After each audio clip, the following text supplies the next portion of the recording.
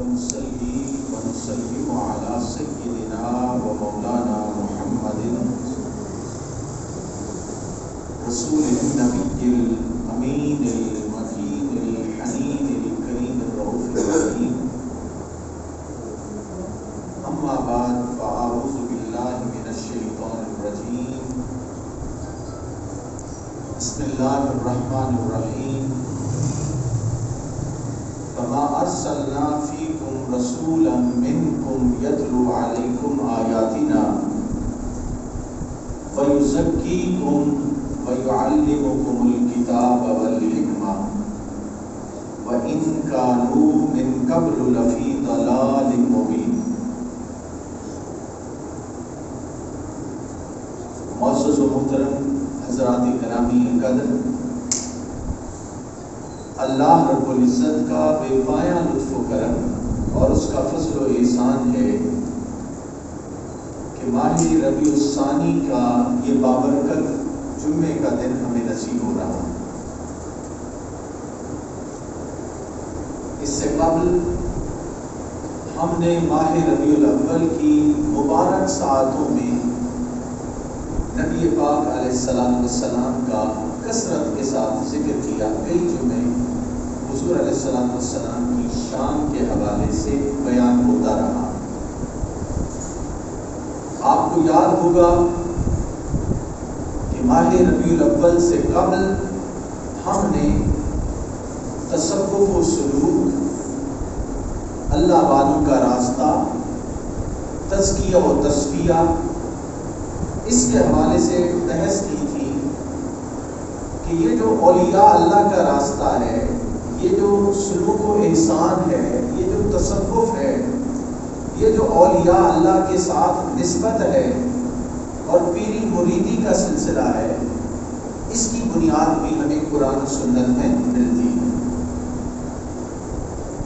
ہم نے ایک نشست میں نبی پاک علیہ السلام کے حوالے سے اپنی گفتگو کی تھی. میں اس گفتگو کو دوبارہ ریپیٹ تو نہیں کروں گا، لیکن اس کانٹیکسٹ میں خلاصہ کلام کے طور پہ یہ عرض کرنا تھا کہ اللہ رب العزت نے حضور علیہ السلام کے بعثت کا مقصد یہ بیان کیا، هو الذی بعث، وہ اللہ تعالیٰ جس نے اپنے رسول کو مبعوث کیا امیین کے درمیان، تاکہ وہ ان کو اللہ کی آیتیں پڑھ کے سنائے، ان کا تزکیہ و تصفیہ کرے، انہیں کتاب و حکمت کی تعلیم دے تاکہ وہ اپنی زندگی سنبھال سکے. پھر رسول پاک صلی اللہ علیہ وسلم کی زندگی کا جب ہم جائزہ لیتے ہیں تو آپ کی زندگی میں عبادت، تقویٰ، طہارت، اللہ کی طرف رجوع، تزکیہ و تصفیہ، غار حرا میں جا کے عبادت کرنا، کم کھانا، کم سونا، کم بولنا، یہ ساری صفات ہمیں رسول پاک صلی اللہ علیہ وسلم کے کردار میں اور آپ کی ذات میں نظر آتی ہیں. اور ہم نے یہ بات قرآن و سنت کی روشنی میں اس پہ بڑی شرح و بسط کے ساتھ بات کی تھی کہ تصوف، سلوک، اولیاء اللہ کا راستہ، تزکیہ و تصفیہ، یہ وہ معاملات ہیں جو کتاب و سنت کے خلاف کوئی چیز نہیں، یہ کوئی دین اسلام سے کوئی مختلف چیز نہیں ہے، بلکہ یہ کتاب و سنت کی تعلیم کے ہی عین مطابق ہے. رسول اللہ صلی اللہ علیہ وسلم کی زندگی اور اس کے مختلف پہلو کو ہم زیر بحث لائے تھے. آج اسی گفتگو کو جو ہم نے ماہ ربیع الاول سے پہلے شروع کی تھی اس کو میں آگے بڑھانا چاہتا ہوں، اور آج کے عنوان گفتگو کے طور پہ ہماری یہ بحث ہوگی کہ تصوف اور سلوک اور اولیاء اللہ کا جو راستہ ہے، اس کی دلیل ہمیں جہاں رسول اللہ صلی اللہ علیہ وسلم کی زندگی میں ملتی ہے، وہاں پر صحابہ کرام علیہم الرضوان کی زندگی میں بھی ہمیں سلوک و تصوف، تزکیہ و تصفیہ، اور اپنے قلب و باطن کی صفائی کے آثار کثیر تعداد میں ملتے ہیں، کیونکہ رسول پاک صلی اللہ علیہ وآلہ وسلم نے فرمایا صحابی کا نجوم فَبِأَيِّهِمْ اِقْتَدَيْتُمْ فَاقْتَدَيْتُمْ، میرے صحابہ ستاروں کی مانند ہیں، تم جس کی بھی پیروی کرو گے کامیاب ہو جاؤ گے۔ میرے صحابہ ستاروں کی مانند ہیں، جس کی پیروی کرو گے کامیاب ہو جاؤ گے۔ تو آئیے آج ہم یہ دیکھتے ہیں کہ صحابہ جو ستاروں کی مانند ہیں، تصوف، سلوک، اولیاء اللہ کا راستہ، اپنا تزکیہ و تصفیہ کرنا اور اصول ہائے تصوف جو ہمیں حضور علیہ السلام کی زندگی میں نظر آتے ہیں، اولیاء کرام کی زندگی میں نظر آتے ہیں اور صوفیاء کی زندگی میں نظر آتے ہیں، وہ صحابہ کرام علیہ الرضوان نے بھی رسول اللہ سے سیکھے تھے۔ یہ ہمارا تھیسس ہے اور اس حوالے سے ہم انشاءاللہ آج بات کریں گے۔ سب سے پہلی بات تو یہ ہے کہ صحابہ کرام کی تربیت کس نے کی اور ان کے مرشد، مربی اور رہنما کون تھے؟ ان کے مرشد و مربی، رہبر و رہنما خود محمد مصطفیٰ صلی اللہ علیہ وآلہ وسلم، اور انہوں نے براہ راست نبی علیہ السلام کی زندگی سے وہ بنیادی چیزیں سیکھی تھی، طریقت سیکھی تھی، اور اسی کی طرف سورہ البقرہ اس کی آیت نمبر 151 میں اللہ رب العزت نے بیان کیا، یتلو علیکم آیاتنا، یہ جو میرا رسول ہے یہ تم پر میری آیتیں تلاوت کرتا ہے، وَيُزَكِّيكُمْ، تمہارا تزکیہ کرتا ہے، وَيُعَلِّمُكُمُ الْكِتَابَ، تمہیں کتاب کی تعلیم دیتا ہے، حکمت سکھاتا ہے، وَيُعَلِّمُكُمْ مَا لَمْ تَكُونُوا تَعْلَمُونَ، اور وہ کچھ سکھاتا ہے جو تم جانتے ہی نہ تھے، جو تم جانتے ہی نہ تھے، یہ رسول تمہیں وہ کچھ سکھاتا ہے۔ یہ سورہ البقرہ میں ارشاد ہوتا۔ اب جب ہم صحابہ کرام کی زندگی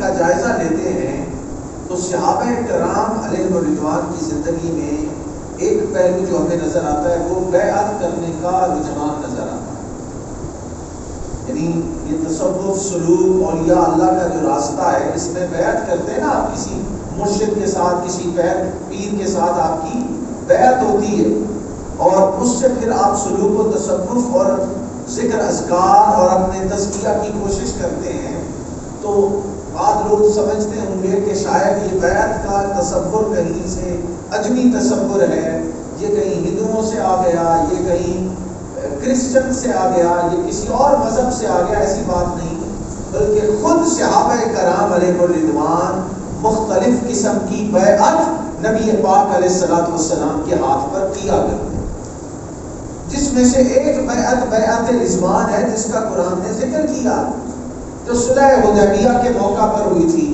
اور ہم نے کسی موقع پر اس کو بیان کیا تھا کہ صحابہ کرام نے حضور علیہ السلام کے ہاتھ پر بیعت کی کہ جب تک سیدنا عثمان غنی کی شہادت کی جو خبر پھیل گئی تھی اس کا بدلہ نہیں لیتے، اس وقت تک ہم واپس نہیں جائیں گے۔ اسے قرآن نے بیعت رضوان کہا اور قرآن میں اس کا ذکر ہے۔ تو ایک بات تو ثابت ہو گئی کہ بیعت کرنا یہ قرآن کے اندر موجود ہے، اور بیعت کروانا یہ رسول اللہ صلی اللہ علیہ وآلہ وسلم کی سنت ہے، اور صحابہ کرام علیہ الرضوان کوئی ایک قسم کی رسول اللہ کی بیعت نہیں کرتے تھے، بلکہ میں یہاں پہ کوٹ کروں گا القول الجمیل، یہ کتاب ہے شاہ ولی اللہ محدث دہلوی رحمۃ اللہ علیہ، کن کی کتاب ہے؟ شاہ ولی اللہ محدث دہلوی رحمۃ اللہ علیہ۔ یہ وہ بزرگ ہیں جنہیں سب کانٹیننٹ میں، ہمارے بر صغیر میں یہ اعزاز حاصل ہے کہ قرآن پاک کا فارسی میں ترجمہ سب سے پہلے شاہ ولی اللہ محدث دہلوی رحمۃ اللہ علیہ نے کیا۔ تو یہ ان کو اعزاز حاصل ہے، شاہ ولی اللہ محدث دہلوی رحمۃ اللہ علیہ کو بڑے بلند پائے کے سکولر تھے۔ ان کی ایک اور کتاب ہے حجت اللہ البالغہ، کتاب کا کیا نام ہے؟ حجت اللہ البالغہ۔ شریعت کے جو احکام ہیں، اسرار اور حکمتیں ہیں، انہوں نے حدیث پاک کی روشنی میں وہ حجت اللہ البالغہ میں بیان کی ہیں۔ لیکن سر دست اس وقت ہمارے زیر بحث یہ ہے کہ یہ جو سلاسل کے اندر اولیاء کے ہاں بیعت کا سلسلہ ہے، کیا اس کی کوئی قرآن و سنت میں دلیل موجود ہے؟ تو پہلی بات میں نے کیا عرض کی کہ بیعت رضوان قرآن کے اندر موجود ہے، اور اللہ نے تو یہاں تک فرمایا کہ یہ جو بیعت رسول اللہ صلی اللہ علیہ وآلہ وسلم آپ نے کی اور آپ نے لی، اس بیعت کو اللہ نے اپنی بیعت قرار دیا اور کہا ید اللہ فوق ایدیہم، ان کے ہاتھوں پر اللہ کا ہاتھ۔ تو اس چیز کا ایک تو یہ بات معلوم ہو گئی۔ دوسری بات جو میں عرض کر رہا ہوں وہ یہ ہے کہ کئی طرح کی بیعت ہمیں صحابہ کرام کی زندگی میں نظر آتی ہے، جن میں سے ایک ہے بیعت قبول اسلام۔ جب کوئی صحابی اسلام قبول کرتا تو وہ رسول پاک صلی اللہ علیہ وآلہ وسلم کے ہاتھ پر بیعت کرتا اور وہ اسلام قبول کرنے کی بیعت ہوتی۔ اب وقت نہیں کہ میں ہر بیعت کی تفصیل میں جاؤں، صرف یہ بتانا ہے کہ یہ بیعت کو بدعت کہنا یا اسے خلاف شرع کہنا یا اسے قرآن و سنت کے خلاف سمجھنا، یہ بات درست نہیں ہے۔ تو شاہ ولی اللہ محدث دہلوی نے کوئی 9 قسم کی بیعت کا ذکر کیا ہے، جس قسم کی صحابہ کرام علیہ الرضوان بیعت کیا کرتے تھے۔ پہلی بیعت کون سی تھی؟ بیعت قبول اسلام۔ پھر ایک بیعت کرتے تھے بیعت الخلافہ، خلافت کی بیعت۔ پھر ایک اور طرح کی بیعت تھی بیعت اقامت ارکان اسلام، کہ ہم ارکان اسلام کی پابندی کریں گے، اس کی بیعت صحابہ کرام حضور علیہ السلام سے کرتے۔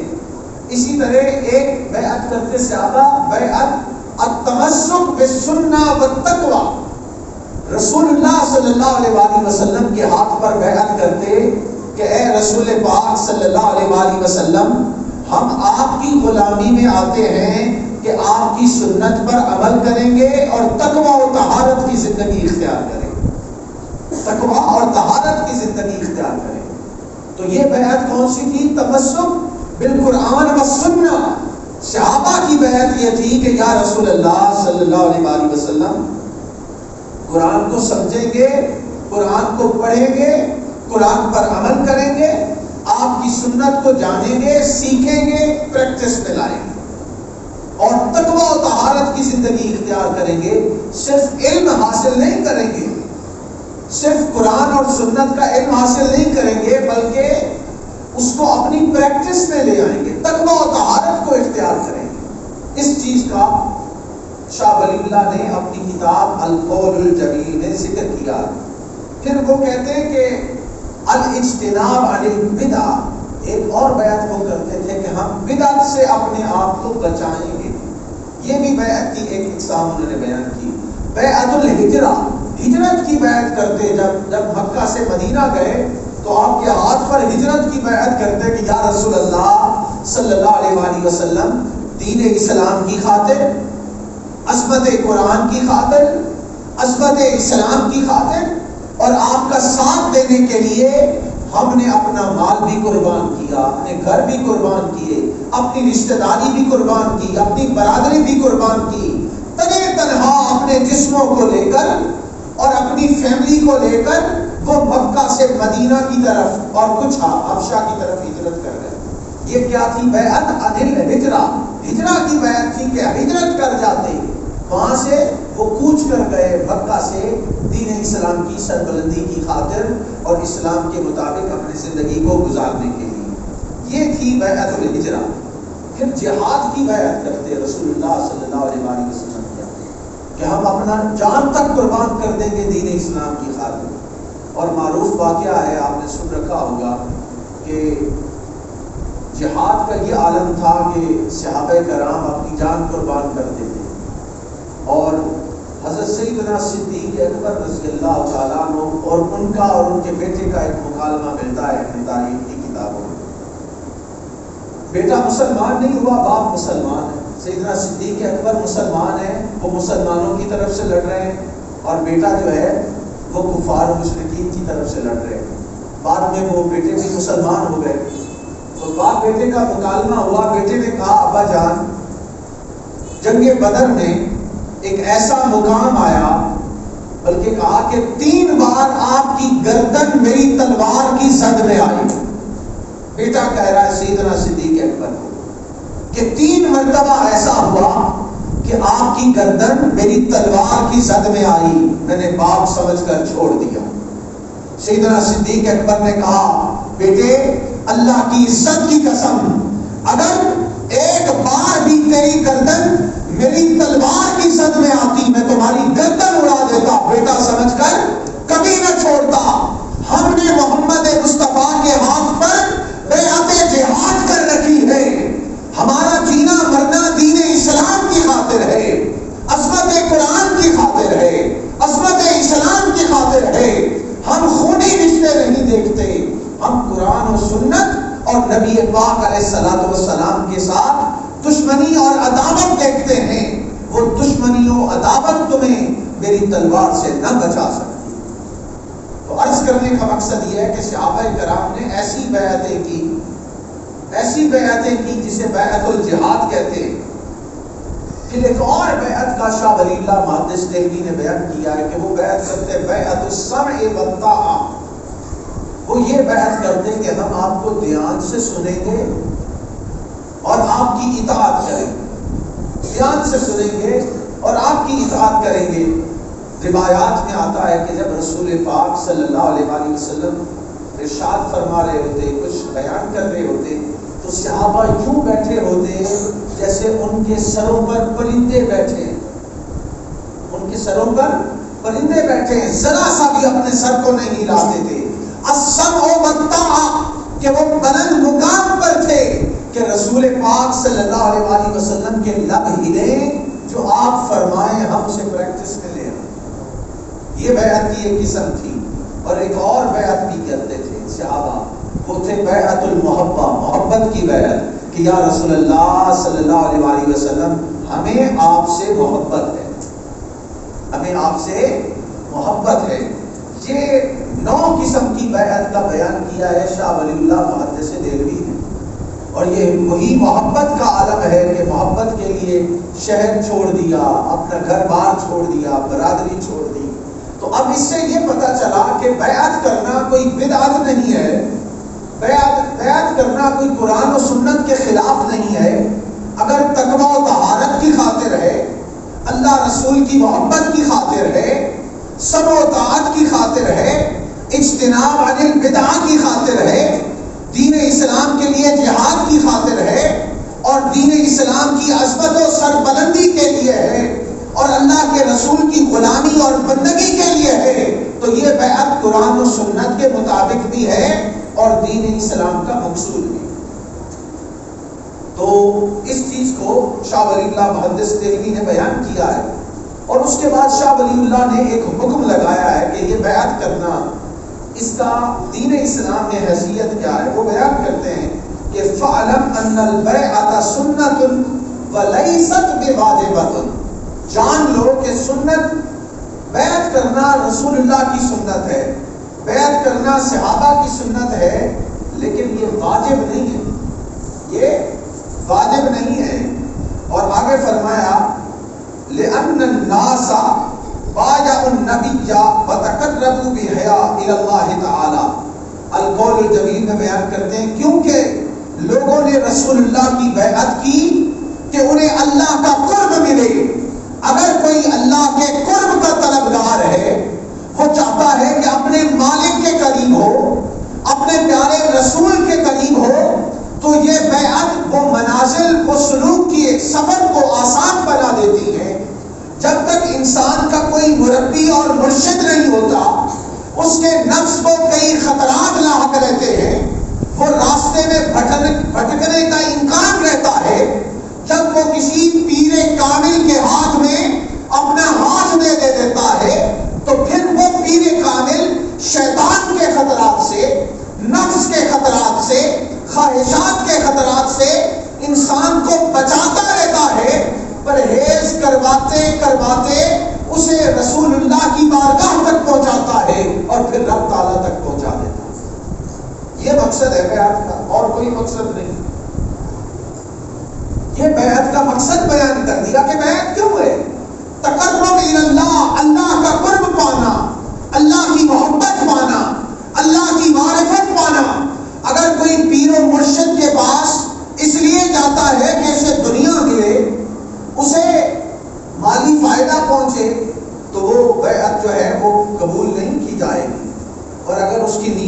خالص ہے بیعت کے حوالے سے تو یہ قابل قبول ہے جس کا یہاں پہ بیان ہوا. تو دوستان محترم یہ وہ مقصد ہے بیعت کرنے کا. اب پیر کیسا ہونا چاہیے؟ پیر اسی کا انتخاب کرے نا جو آپ کو رب تک پہنچا دے. اور ہم تو ایسے پیروں کی تلاش میں ہیں کہ کوئی ایسا وظیفہ دیں, تنگ کر دیں کہ میری جائیداد بڑھ جائے, میرے بچوں کی نوکری لگ جائے, ٹھیک ہے, میں پہنچا ہوا بزرگ بن جاؤں, مجھے خلافت مل جائے, مجھے گدی نشینی نصیب ہو جائے, لوگ میرے ہاتھ پاؤں چومنے لگ جائیں. اگر یہ بیعت سے مقصود ہے, خلافت مقصود ہے, دنیا کی دولت مقصود ہے, اپنے کام چھو منتر سے کروانا مقصود ہے, تو یہ واقعتاً بدعت ہے, انسان صحیح راستے پہ نہیں. اور اگر اللہ کا قرب اور اللہ کی محبت پانا چاہتا ہے تو یہ بیعت دین اسلام اس کی اجازت دیتا ہے. اب یہاں پہ میں ایک اور پہلو سے آپ کے سامنے کچھ چیزیں رکھنا چاہتا ہوں.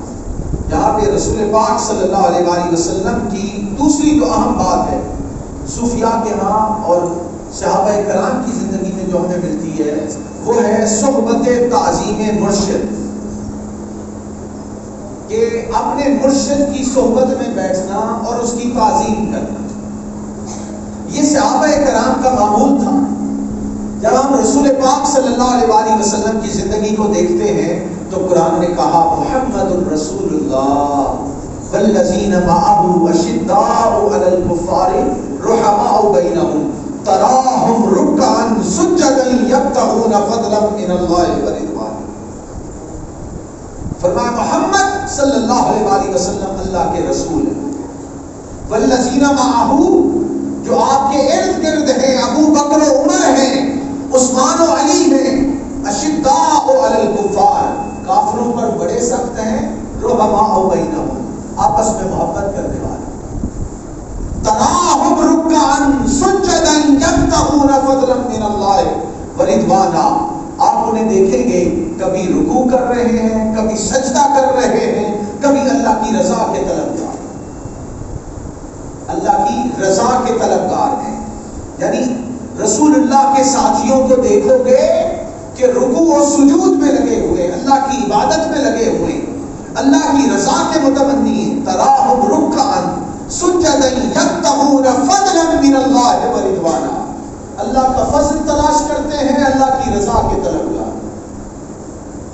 اب دیکھنا یہ ہے کہ ہمارا مقصد کیا ہے. صحابہ کرام کا تو یہ مقصد ہے والذین معه, صحابہ کا عمل یہ تھا کہ رسول اللہ کے ارد گرد رہتے اور سلوک و تصوف میں جو اپنے پیر کامل کی صحبت میں بیٹھتا ہے وہ بدبخت نہیں رہتا, وہ بدبخت نہیں رہتا, اس کو ہدایت ملتی ہے. اور حدیث میں آتا ہے ہم القوم لا یشقی بہم جلیسہم, یہ جو اللہ والے ہیں ان کے ساتھ بیٹھنا انسان کو بدبخت نہیں رہنے دیتا. لا یشقی بہم جلیسہم, اللہ والوں کی صحبت میں بیٹھنے والا کبھی بدبخت نہیں رہتا. لا یشقی بہم جلیسہم. اور دوسرے مقام پہ فرمایا وَاصْبِرْ نَفْسَكَ مَعَ الَّذِينَ يَدْعُونَ رَبَّهُمْ, اے بندے اپنے آپ کو ان لوگوں کے ساتھ جوڑے رکھ جو صبح و شام اپنے مالک کو یاد کرتے, یدعون ربهم, اپنے مالک کو یاد کرتے, بالغداۃ والعشی, صبح بھی رب کو یاد کرتے ہیں, شام کو بھی رب کو یاد کرتے ہیں. تو عرض کرنے کا مقصد یہ ہے کہ صحابہ کرام نے ہمیں یہ سکھایا کہ اگر اپنی تربیت کرنا چاہتے ہو, سلوک و تصوف کے منازل کو طے کرنا چاہتے ہو, اپنے اور خدا کے درمیان حجابات کو اٹھانا چاہتے ہو, اپنے قلب و باطن کو مزکا و مصفا و مجلہ کرنا چاہتے ہو, تو ایک ہی راستہ ہے کہ اپنے محبوب مرشد, اپنے مربی کے ساتھ تعلق ایسا قائم کر لو کہ تمہارے دل کا آئینہ صاف ہو جائے. تو دل کا آئینہ صحبت سے صاف ہوتا ہے, یعنی اللہ والوں کی قربت میں بیٹھنے سے صاف ہوتا ہے. اب وہ حضور علیہ السلام کی جو حدیث پاک میں یہ بیان کر رہا اور آگے یہاں پہ فرمایا کہ حضور علیہ السلام کے ساتھ ان کا تعلق صحابہ کا کیسا تھا. روایات میں آتا ہے کہ جب رسول پاک صلی اللہ علیہ وآلہ وسلم وضو کرتے, یہ پہلے بیان ہو چکا ہے, جب وضو کرتے کانوا یقتتلون علی وضوئہ، رسول پاک صلی اللہ علیہ وآلہ وسلم وضو کرتے، صحابہ کرام آپ کے جسم پاک سے لگ جانے والے پانی کے قطروں پر ایک دوسرے سے لڑنے پہ آ جاتے، جب انہیں وہ پانی مل جاتا اسے اپنے چہروں پر مل لیتے، اپنے جسموں پر، اپنے سروں پر مل لیتے، اور کسی صحابی کو رسول پاک کے وضو والا پانی نہ ملتا تو وہ اپنے ساتھی صحابی کے ہاتھوں سے اپنا ہاتھ مس کرتا اور اس سے برکت حاصل کرتا۔ ارے کہتے ہیں عقیدت و محبت نہ ہونی چاہیے، یہ صحابہ نے کیا کہ جس کو پانی کا قطرہ نہیں ملا اس نے کہا اے میرے صحابی، اے میرے ساتھی، تجھے رسول پاک کے استعمال شدہ وضو کا پانی ملا ہے، وہ تیرے ہاتھ کے ساتھ لگا ہے، ذرا اپنا ہاتھ تو میرے ہاتھ کے ساتھ ہنس کر۔ یہ ان کی برکت کا اور یہ ان کی محبت کا عالم تھا۔ اور اسی طرح روایات میں آتا ہے، میں عرض کرنا چاہتا ہوں کہ صحابہ، جب صحابہ مکہ سے قافلے آتے، باقی علاقوں سے قافلے آتے، سب سے پہلے وہ دیدار محبوب خدا کے لیے ترستے، اور ابھی سواری کھڑی ہوگی سب سے پہلے اپنے اونٹوں سے، اپنے کجاووں سے اترتے اور آ کے محمد عربی کے قدموں میں گر جاتے، آپ کے قدموں میں آ کے گر جاتے۔ صحابہ کرام حضور علیہ السلام کے قدموں کو بوسہ دیتے اور آپ کی دست بوسی کرتے، دست بوسی یہ صحابہ کرام کرتے اور آپ کے قدموں کو بوسہ دیتے۔ اگر قدموں کو بوسہ دینا اور حضور علیہ السلام کے ہاتھوں کو بوسہ دینا شرک و بدعت ہوتا تو صحابہ کبھی ایسا نہ کرتے۔ اپنے محبوب قائد کے ساتھ، اپنے مرشد و مربی کے ساتھ عقیدت و احترام کا یہ رشتہ، یہ صحابہ کرام نے ہی تو ہمیں سکھایا ہے۔ تو یہ حضور علیہ السلام کی زندگی میں ہمیں صحابہ کرام کی زندگی میں یہ بات ملتی، اور کہتے ہیں کہ ایسا بھی ہوا کہ ایک صحابی بیان کرتے ہیں، صاحب بن یزید کہتے ہیں کہ میں چھوٹا سا بچہ تھا، ذات تو بھی خالتی الی النبی صلی اللہ علیہ وسلم، میں اپنی خالہ کے ساتھ رسول پاک صلی اللہ علیہ وسلم کے پاس گیا، اور رسول پاک کے ساتھ جب آمنا سامنا ہوا تو میری خالہ نے میرا تعارف کرایا، کہا یا رسول اللہ یہ میری بہن کا بیٹا ہے، تعارف کروایا کہ یہ میری بہن کا بیٹا ہے۔ کہتے ہیں کہ میرا جب تعارف ہوا تو رسول اللہ نے میرے سر پر ہاتھ پھیرا، آپ نے میرے سر پر ہاتھ پھیرا اور میرے لیے برکت کی دعا کی، پھر آپ نے وضو فرمایا، وضو فرمانے کے بعد اپنے وضو سے بچا ہوا پانی مجھے دیا، کہا بیٹا پی لو، میں نے وہ پانی پی، میں نے وہ پانی پی لیا۔ تو یہ اپنا جھوٹا پانی یا اپنے استعمال شدہ پانی یہ صحابی کو دیا، اس نے استعمال کیا، اس سے برکت حاصل کی۔ تو اگر آپ کسی شیخ، مربی، مرشد کے مرید ہیں اور اس کے استعمال ہونے والا اس کا جھوٹا پانی استعمال کر لیا تو یہ بھی حضور علیہ السلام کی سنت ہے کہ آپ نے یہ عمل کر کے دکھایا۔ اب یہ اگر ناجائز ہوتا، حرام ہوتا تو حضور علیہ السلام اپنا استعمال شدہ پانی پینے کے لیے کبھی نہ دیتے۔ یہ بخاری شریف کی حدیث ہے، فشربت من وضوئہ، اور صحابہ بیان کرتے ہیں کہ ہم وہ پانی اس لیے پیتے، اپنے چہروں پر لگاتے تاکہ اس سے برکت حاصل کر سکیں، اس سے برکت حاصل کریں۔ یہ بخاری شریف کی حدیث پاک ہے۔ اور اسی طرح وہ بیان کرتے ہیں صحابہ کرام، کئی صحابی اس طرح کے معاملات کو بیان کرتے ہیں۔ ہمارے پاس وقت مختصر ہے، میں اس کی تفصیل میں نہیں جا رہا، لیکن اس کے ایک دو اور پہلو جو اس حوالے سے ہیں وہ میں آپ کے سامنے ضرور رکھنا چاہتا ہوں۔ صحابہ کرام مجالس لگایا کرتے ہیں، یہ ذکر کی تو مجالس ہوتی ہیں، درود کی محافل ہوتی ہیں، ذکر کی محافل ہوتی ہیں، جہاں ذکر کی محفل ہوتی ہے، درود کی محفل ہوتی ہے، یہ بھی اللہ تعالیٰ کو بڑا پسند ہے۔ اور صحابہ کرام کی زندگی میں یہ ہمیں ملتا ہے کہ وہ ایسی ذکر کی مجالس تلاش کرتے، اور اللہ رب العزت نے فرشتوں کو حکم دے رکھا ہے کہ جہاں کوئی ذکر کی مجلس ہو وہاں جا کے بیٹھ جایا کرو، وہاں جا کے وہ تلاش کرتے ہیں فرشتے ذکر کی مجالس جہاں اللہ کا ذکر ہوتا ہے۔ ایسی مجالس کو تلاش کرتے، وہاں بیٹھ جاتے ہیں، پھر باری تعالیٰ کی بارگاہ میں پیش ہوتے ہیں۔ اللہ پاک پوچھتا ہے فرشتوں کہاں گئے تھے؟ اب یہ حدیث پاک میں آپ کی خدمت میں، مسلم شریف میں حدیث، فرشتوں کہاں گئے تھے؟ وہ عرض کرتے ہیں باری تعالیٰ فلاں شہر، فلاں مسجد، فلاں علاقہ، وہاں پہ ایک ذکر کی مجلس سجی تھی، ہم بھی وہاں چلے گئے، وہاں بیٹھ گئے۔ کیا کر رہے تھے؟ باری تعالیٰ تیرا ذکر کر رہے تھے، تجھے یاد کر رہے تھے۔ اللہ پاک پوچھے گا فرشتوں انہوں نے مجھے دیکھا ہے؟ انہوں نے مجھے دیکھا ہے؟ عرض کریں گے باری تعالیٰ انہوں نے آپ کو دیکھا نہیں مگر آپ کا ہی ذکر کر رہے تھے۔ کہا فرشتوں گواہ بن جاؤ میں نے سب کو معاف کر دیا، سب کو معاف کر دیا۔ فرشتے عرض کریں گے باری تعالیٰ فلاں فلاں شخص تو کسی اپنے کام سے جا رہا تھا، یوں ہی ذکر کی مجلس دیکھی، تھوڑی دیر بیٹھ گیا، اسے بھی بخش دیا، اسے بھی بخش دیا۔ کہا ہاں جو ذکر کے لیے آیا نہیں تھا، بس کسی مجبوری کی وجہ سے وہاں بیٹھ گیا، ان اللہ والوں اور ذکر کرنے والوں کے ساتھ بیٹھ جانے سے میں نے ان کو بھی معاف کر دیا۔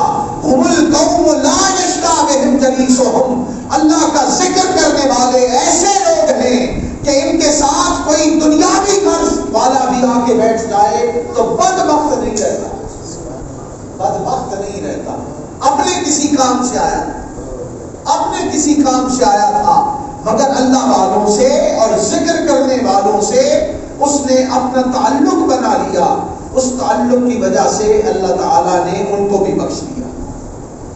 اب اولیاء اللہ کے ہاں ذکر نفی اثبات ہوتا ہے، لا الہ الا اللہ کا ذکر ہوتا ہے، یہ بھی رسول پاک صلی اللہ علیہ وآلہ وسلم کی تعلیمات سے معلوم ہوتا ہے کہ رسول پاک صلی اللہ علیہ وآلہ وسلم خود ذکر نفی اثبات کرنے کا حکم دیتے، اور خود سیدنا علی شیر خدا رضی اللہ تعالیٰ عنہ کی ٹریننگ کرائی کہ ذکر کیسے کرتے ہیں، ذکر کیسے کرتے ہیں۔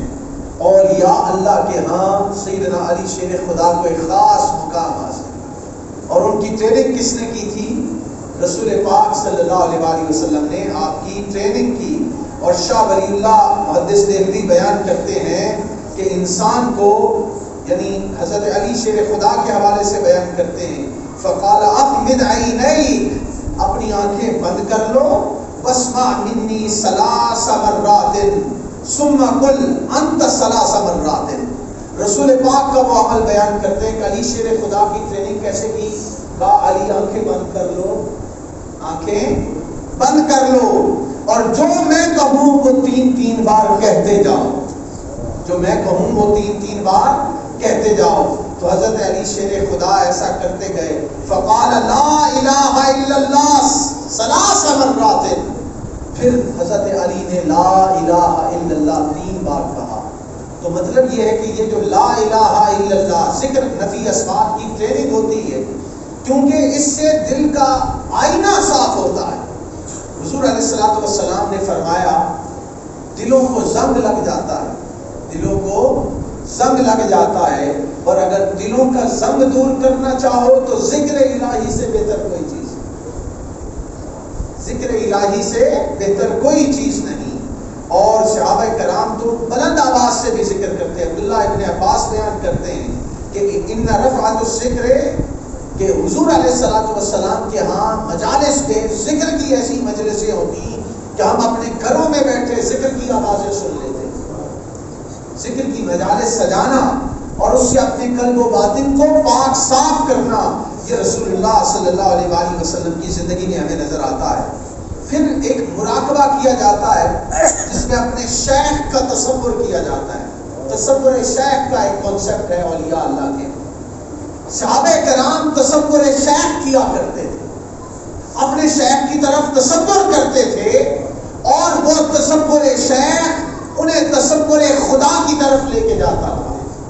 تو اسی طرح تصور شیخ کرایا جاتا ہے کہ آپ اپنے شیخ کی طرف توجہ کرتے ہیں، اس کی برکت سے وہ تصور شیخ پھر آپ کو تصور رسول کی طرف لے کے جاتا ہے، تصور رسول پھر تصور خدا کی طرف لے جاتا ہے۔ اب یہ تفصیلات ہیں، میں اس میں نہیں جا رہا. یہی وہ چیز ہے جو ہمیں صحابہ کرام علیہ رضوان کی زندگی میں نظر آتی ہے. اور تصور شیخ کا یہ عالم ہے. امام غزالی رحمۃ اللہ علیہ نے کہا تصور شیخ یہ ہے کہ جب تو نماز پڑھ رہا ہو اور اتحیات پڑھ رہا ہو اور جب کہے السلام علیکہ ایھا النبی، تو اپنے رسول کو تصور میں لاؤ، سلام پیش کرو. رسول کو تصور میں لاؤ کہ تاجدار کائنات مجھے دیکھ رہے ہیں، میرا سلام سن رہے ہیں. کہتے ہیں تصور میں رسول خدا کو لے کے آؤ، رسول خدا کی طرف سے جواب بھی آئے. دوستان محترم، وہ یعنی بعض لوگ کہتے ہیں کہ نماز میں آپ کہتے ہیں نا السلام علیکہ ایھا النبی، اے نبی آپ پر سلام ہو، تو کہتے ہیں رسول اللہ صلی اللہ علیہ وآلہ وسلم کو اللہ تعالیٰ نے یہ شان عطا کر رکھی ہے کہ جب کوئی امتی آپ پر سلام بھیجتا ہے، اللہ تعالیٰ، حضور علیہ السلام فرماتے ہیں اللہ نے میری روح مجھے لوٹا دی ہے، میں اس سلام کو سنتا بھی ہوں، جواب بھی دیتا ہوں اور اپنے امتی کو پہچانتا بھی ہوں. دوستان محترم، اللہ رب العزت ہمیں حضور علیہ السلام کی تعلیمات کو سمجھنے کی توفیق عطا فرمائے. السلام علیکم ورحمۃ اللہ.